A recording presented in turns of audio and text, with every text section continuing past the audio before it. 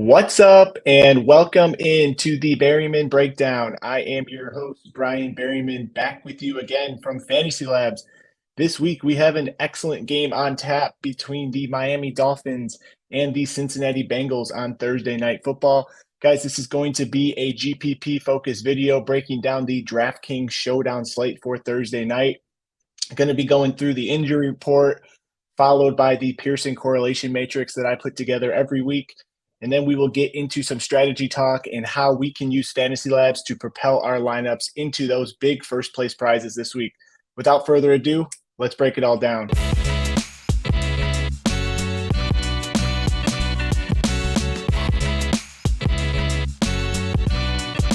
All right, guys, let's get into the injury report for this game. As you can see, it is quite extensive. I could not even fit it onto a single screenshot, so we're just going to have to use the Bengals website with the assist here. Unfortunately, at time of recording this video, I do not have a clear picture of what the injury report looks like for the Tuesday practices. So you're going to have to keep an eye on this yourselves throughout the week as we head into Thursday to make sure we have a clear picture of who is going to be playing and who is not. The huge one to keep an eye on is obviously going to be Tua. He has a multiple injury status with a back and ankle designation. He did not practice on Monday. Definitely monitor that situation throughout the week. If I had to guess right now, it sounds like he is going to try and play, but definitely monitor that situation. If he does not play, that totally changes the entire slate and how we need to approach this. So for the purpose of this video, I'm just going to assume that he is going to play. But definitely keep an eye on this entire injury report. It is so extensive that it almost isn't even worth going through it right now because we just don't really have enough data on who is going to be playing and who is not. Another one to keep a close eye on is Joe Mixon, though. If he ends up not playing, again, that changes the landscape of the slate pretty drastically. But again, for this video, going to assume that he is playing in the game. All right, let's check out what Vegas has for this game. It did open at a 47.5 total, which has been bet down slightly to 47. No significant movement at this point in the week. It opened with the Bengals as a 4-point favorite at home. Has been bet down again slightly to -3.5, but no significant movement at this point in the week. I am recording this on Tuesday night, so keep an eye on this as well. These lines will move drastically if some of the players listed on the injury report end up not playing, especially the main 7 players from this game, which I'll get into in a little bit. But check on this page and check on the injury report frequently leading into kickoff on Thursday nights. All right, let's move right into – I'm going to skip the position-by-position breakdown this week. I got a lot of great feedback on the Pearson correlation chart, which I want to go over with you guys first here. Big shout out to a few of you guys who reached out to me last week. It appears that we had a solid week in the community with a lot of nice wins, and a lot of people were referencing how they had some nice success using this chart. So I want to make sure I continue to highlight that for you guys moving forward. So I'm going to make this a little bit bigger so we can get a full picture here of what's going on. So the biggest correlations on the slate are going to be, as always, a quarterback to pass catcher combination. The biggest and most predictive one so far on the slate is going to be Joe Burrow to Jamar Chase. No real analysis is needed for that. We know that these guys are in lockstep. They're former college teammates going back to their time at LSU, lit the league on fire last year. Again, no real analysis needed. You do know that Jamar Chase is a monster. However, he does carry an extremely large price tag this week, something I will get into more in the strategy portion of the video. The next correlation with Joe Burrow is T. Higgins. Again, no surprise there. They are the top 2 pass catchers on this team. Third, Tyler Boyd, followed by Hayden Hurst and Evan McPherson. So on the Bengals side of the ball, what's really interesting about this game, guys, is we have 2 offenses that have very concentrated passing attacks. So I do not foresee a situation where we're going to be wanting to stray too far off the board with our captain choice. I will get into that a little bit more in detail right after we break down the Dolphin side of the ball. Highest correlation on the Dolphin side of the ball is going to be Tua Tagovailoa. with Tyreek Hill. Again, no surprise, they have been balling out through the first 3 weeks of the season, putting up monster scores through the first 3 weeks. Next correlation here is with Jalen Waddle. These two have a ridiculous target share on the year. Combined, over 70% of the targets are flowing through these two receivers. So that leaves the scraps to be picked up by a variety of different guys on this team, some of which have kind of been forgotten. Mike Gesicki is one of them. He would be the next highest correlation, but he just isn't running a ton of routes, isn't playing a ton of snaps. So definitely something to keep an eye on. Monitor his ownership this week. If you think we can get Gesicki at a smaller ownership, it might be worth a dart throw. But just keep in mind that he seems to have fallen by the wayside in this offensive attack. All right, moving on. I want to bring in something new for this week. This is essentially, I run through the slate. Once we have our projections done at FantasyLabs, I use those projections to simulate the slate 10,000 times to understand how the general lineup construction is going to, a general landscape of how the lineup construction is going to go this week.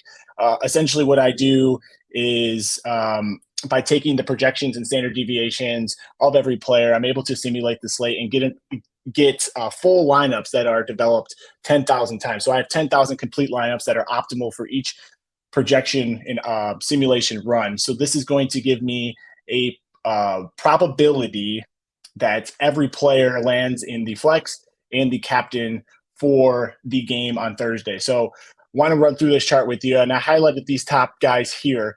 Joe Mixon, Joe Burrow, Tua Tagovailoa, T. Higgins, Tyreek Hill, Jamar Chase, Chase Edmonds, and Jalen Waddle. Those 8 players account for 90% of the captains this week. I do recommend that we do not stray too far away from the captain spot this week. Here is why.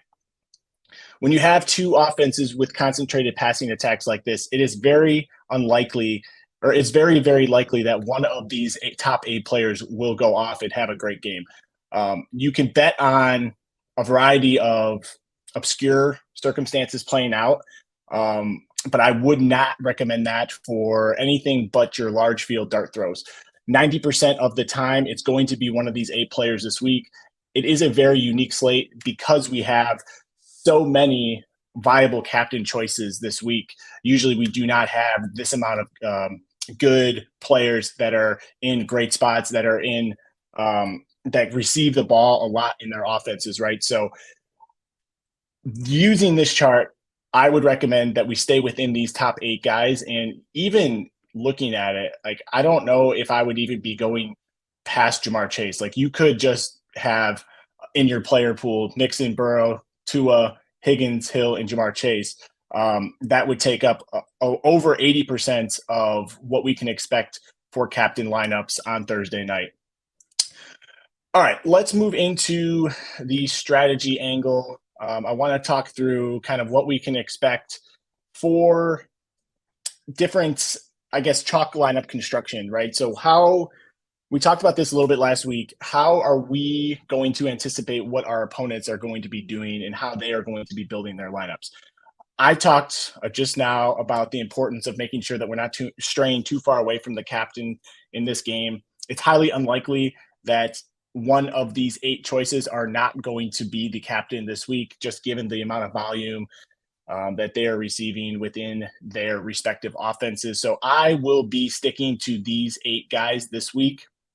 Again, feel free if you'd like to throw a few darts on a couple of these guys.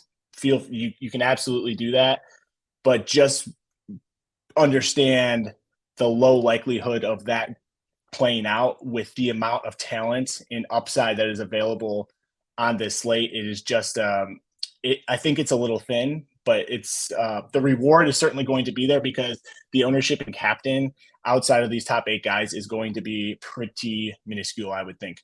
But how I expect our opponents to be building this week.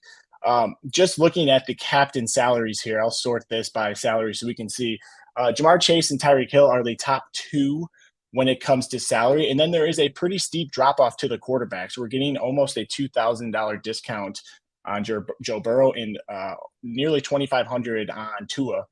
So it's kind of an interesting way to look at this, I would say, because you can make a case for any of these 8 guys, and I feel like the captain ownership is going to be pretty spread out. So it's a unique situation this week where I can't tell you exactly where the majority of the herd is going to be going. And I don't even know if there's going to be a chalk captain because these options are so widespread and the upside on all of them is tremendous that I think we can just have a week where we're just picking our favorite guys who we think are in the best spots, who are going to perform the best without worrying too much about ownership, because it is going to be spread out pretty evenly across the board. We don't have ownership projections yet, but check back in here on Wednesday night and into Thursday when our ownership projections are a little bit more solidified. But in general, I just think that you can play whatever captain you want. But let's just go through how the field is likely to be building and how we may be able to leverage that to make sure that we are differentiating our lineup, so we're not just moving up and down with the field as the game progresses. Let's just say that we'll just start with Joe Burrow here.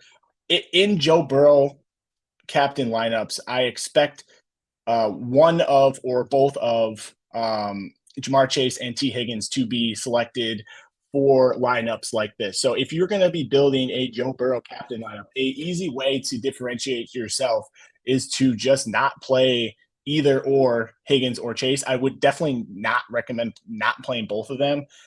If Joe Burrow is having a ceiling game, he's more than likely bringing along at least one of Ja'Marr Chase or T. Higgins. But that doesn't necessarily mean that Tyler Boyd, for example, can't outscore either one of those two. So I would play around with some different combinations here. You're going to get a much lower cumulative ownership on the lineups that don't use both Higgins and Chase.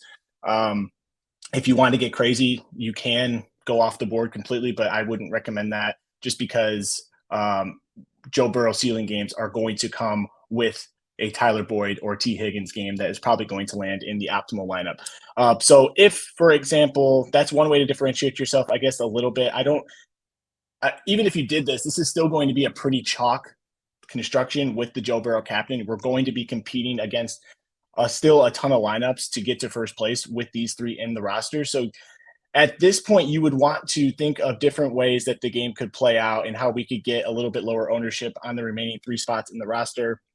An interesting way to look at this, Chase Edmonds and Raheem Mostert, they are splitting the workload in terms of snaps and carries, but Chase Edmonds had 2 touchdowns last week in the game. So I think we can anticipate that there is going to be a little bit heavier ownership on Edmonds this week because that's how DFS works. There's a lot of recency bias when it comes to how the human brain likes to attach to certainty. When people look at the last week of the game in their brain, it is going to attach some certainty to that outcome. And we overestimate our ability to predict what can happen in game that is as random as football. So we can take advantage of that. I think by rostering Raheem Mostert, I think we're going to get him at a lot lower ownership than we will at Chase Edmonds. And now we are starting to kind of understand how we can think through this lineup and differentiate ourselves. So instead of playing Chase and Higgins, we substitute in Tyler Boyd and get in the backup running back for the Dolphins, even though he is still getting a hefty amount of the carries. The touchdown luck just hasn't been there for him at this point this year, but it's something that we can definitely bet on in a game like this where we're trying to get a little bit different while not sacrificing a lot of projected points. So let's think through this lineup that we have over here on the left, right? So we are in this lineup, we're betting on a game script that is going to feature Joe Burrow passing at least 2, potentially 3 touchdowns. Based on the Vegas total, we're expecting an implied total from each side of around 3 touchdowns apiece. So this game flow here would have Joe Burrow passing for 3 touchdowns and Raheem Mostert maybe stealing a touchdown from Chase Edmonds. So this lineup so far would then shoot past all of those lineups that have bet on Tua, that have bet on Tyreek Hill, that have bet on any of the circumstances that aren't in this lineup. So this is kind of how I want you guys to be kind of thinking through the different ways that you can build your lineup. We need to be different while not sacrificing a ton of projected points on our way to first place, ideally. I would probably round out this lineup if I'm just looking at it. We talked about Mike Gesicki kind of being in the doghouse for whatever reason, not getting a ton of snaps. So I actually don't mind putting in the kicker from Miami into this lineup. I think that is an interesting way to bet on in this lineup, betting on the passing attack of Miami underperforming while the Bengals passing attack taking all the touchdowns for the Bengals. And then we have the remaining points from the Dolphins coming from their kicker, their Raheem Mostert in the running game. And then we could round this lineup out however we want. We have 12,200 in salary. I would stay away from Jamar Chase probably in this lineup. Maybe bet on one of Jalen Waddle or Tyreek Hill to close this out. We're leaving $2K in salary on the table, which is going to automatically make us differentiated. I would expect this lineup would not be duplicated that often, just because of the way that we talked through it. We thought through how we can be different while still making sure that we're having the good plays in there. Again, this is how showdowns are won, making sure that we're doing all these things. We're going through these thought processes, and we're betting on specific game environments. We're betting on specific games and how they're going to break out. So I'll do one more here, just so I did get a lot of good feedback on this portion of the video last week. So let's just talk through another one. Let's say we're betting on another monster performance from Tyreek Hill this week. We know that Tyreek, in games that happen to break out into shootouts, you want Tyreek Hill on those rosters that are betting on that game environment, just because of the downfield nature of all his routes and just the tremendous upside that is created when Tyreek gets into the double-digit target range. So in this game environment, we're going to be wanting to bet on a shootout. Tyreek Hill ceiling game is more often than not accompanied by a lot of scoring on both ends of the ball. Again, that's not how it always is going to break out. But if I were building with Tyreek Hill in my captain, that is likely how I would want to be thinking about the game. So I would definitely be pairing him with Tua in the flex spot. Anytime you have a pass catcher in the captain spot, you want to be bringing along their quarterback with them in most circumstances. Obviously, there's nothing that's guaranteed when we're talking about a random one-game sample size in a football game. But as a general rule, the best way to be building your rosters is with a pass catcher and the quarterback in the flex.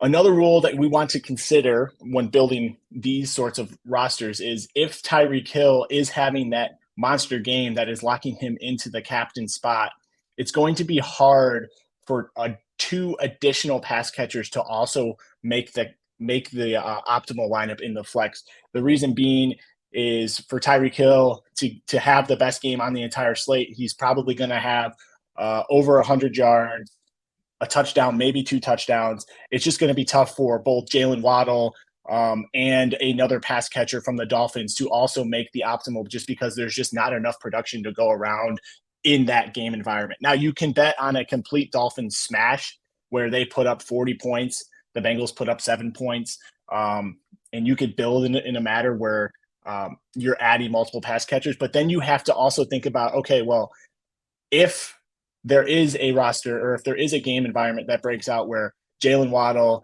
and Mike Gesicki are on this roster, it's hard to envision that Tua is then not your captain, because then Tua is likely throwing for 3, 4, 5 potential touchdowns. And in that game environment, he's likely going to outscore Tyreek Hill. So this is what I mean by trying to think through everything. Every time you put in a player into a specific roster spot, you need to think about the waterfall that creates when we're talking about the rest of our roster, because basically what our roster is doing is telling a story on how the game is going to break out. So that to me would not make sense. You can do it. Again, there's no 100% wrong way to do stuff. But if we're talking about plus EV decisions and doing this over and over and over again, in the long run, you will be more profitable following this sort of set of roster construction than you would jamming a bunch of pass catchers without the quarterback in the captain spot. All right, so going back to our original conversation about Tyreek Hill game flow, if he is the captain, I would set a rule in the optimizer, and I can show you how to do that really quickly. We'd go to player correlation. We would type in lineups that include Tyreek Hill as the captain, include at most one of the rest of the Miami pass catchers, right? So we could do Tyreek Hill. Whoops. We could do Jalen Waddle,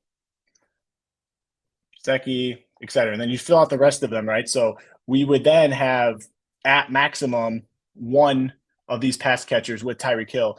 And we would also want to make sure that we have exactly one of Tua in every lineup that Tyreek Hill is the captain. I kind of went into that, the reasoning behind that. So this is a rule that I would make. I would fill out the rest of the Dolphins pass catchers here just to make sure that I'm getting all the lineups that I want and they are all in plus EV situations. So one way you can use the FantasyLabs optimizer to customize all of your lineups in your build. But let's go back. Let's finish out this lineup. Then we're going to get out of here for tonight. I would probably try to round out this lineup by thinking about if this game were to break out in this way, where would the points be coming from on the Bengals side of the ball? Going back to my correlation the matrix from the simulations, Joe Mixon is our simulations love Joe Mixon in this game. At his price, he is going to be a very strong play, and we are then going to be betting on a nice scoring output from the Bengals. So let's put in Joe Mixon into this lineup, followed by Joe Burrow. Oh, wait, no, we're not going to be able to have the salary for that. So this is what I'm talking about by thinking through how we can be building this. So I would go back now. I would probably get rid of Jalen Waddle to open up some salary, maybe throw in Mike Gesicki, hope that he would have maybe steals a touchdown in this game. But this opens up a little bit more salary for us.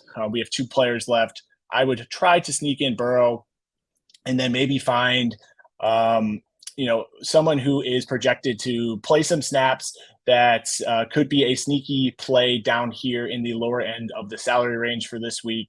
Mike Thomas has shown some ability to have some upside in the past. It's very limited, obviously.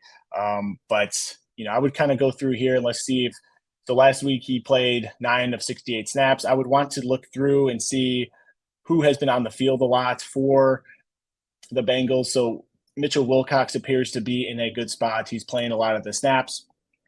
He did only have 2 targets on the year, but at his price tag, if he just catches, 3 or 4 passes for 40 yards, that's going to be enough to get us into the optimal lineup, depending on how the game breaks out. But again, just kind of thinking off the cuff how I would be thinking about these lineups, making sure that each lineup is telling its own individual story and putting us in position to capitalize if we end up getting that game flow in real life.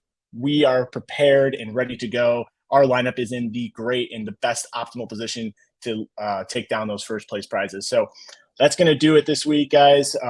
Please give me a follow on Twitter if you don't already. This is a video that is coming to you free of charge, so would definitely appreciate you giving me a follow. Twitter handle is at 13ERRYMAN. It's just Berryman, but instead of the B, it is a 13. Please like and subscribe to the FantasyLabs channel as well. We greatly appreciate that, and it helps to keep these videos coming to you, again, free of charge. So good luck this week, guys. I hope this helped you out. Send me a DM, comment in the YouTube channel if you have any questions on game theory or if you have any questions about the game. I'd be happy to go into detail and help you guys out. Good luck this week, and we'll see you next week for the Berryman breakdown for the Thursday night game of Week 5. Have a good one.